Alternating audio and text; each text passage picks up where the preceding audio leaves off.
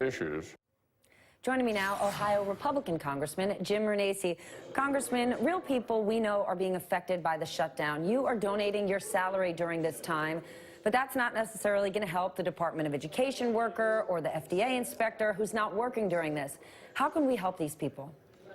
Well, how we can help them, Stephanie, is to get the Senate Democrats to come forward and make sure we keep the government open. At this point in time, as Dick Durbin said in 2013, we can't have one side holding the government hostage. That's exactly what's going on right now. We have Senate Democrats who have decided to say, we're going to hold government hostage until they get a DACA deal. We need to just move this forward. This is a pretty simple, by the way, I hate CRs. I don't agree with them, but I'm willing to make sure we pass a CR versus closing the government down, because I agree with you.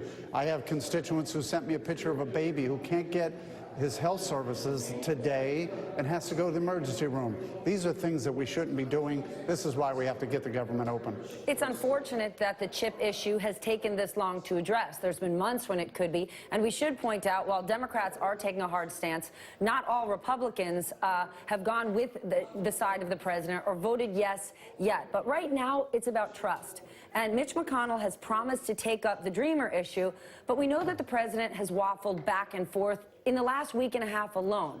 What assurances can Mitch McConnell or you or the White House truly give Democrats or the majority of the country who care about Dreamers that this will be addressed? Because it's a trust issue right now.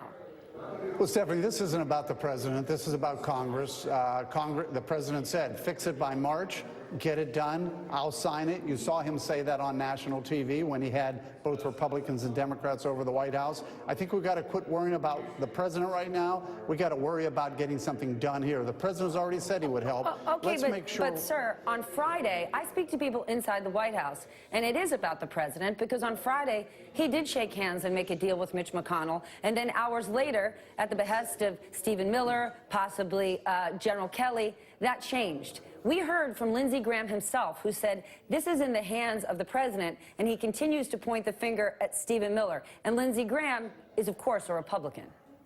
Well, of course, I don't agree with Lindsey Graham all the time either, and he probably doesn't agree with me. This isn't about Republicans. This is about Congress.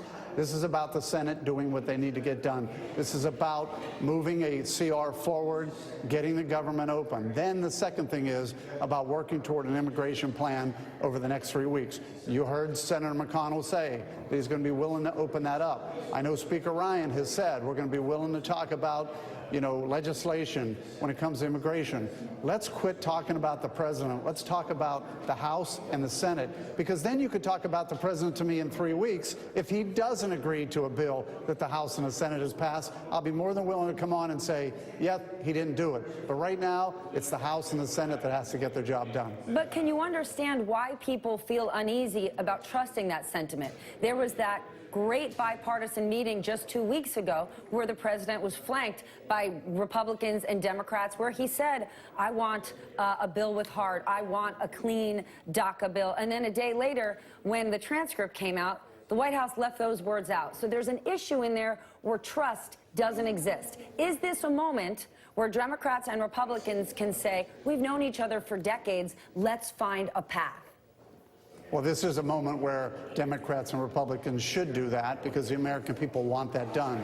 Let's talk about the president after we get a bill done. Let's not talk about things that are in closed doors, in quiet rooms where nobody has the press there. That's always what frustrates me, because people say things that maybe not are 100% true, but I know one thing that is true. The American people want a DACA fix. They want an immigration plan fixed. They want immigration reform done. That should happen in this House. It should happen in the House. It should happen in the Senate. Then let's talk about things after if the president decides not to sign it. I'm a big believer in this president. I think he will sign something if we can get it passed out of the House and the Senate. All right. Well, we will see. That vote's going to take place at 12, and I know Americans would like to see the government open. Congressman, thanks so much for joining me today. Thank you, Stephanie. All right, and here's a live look at the Hill as we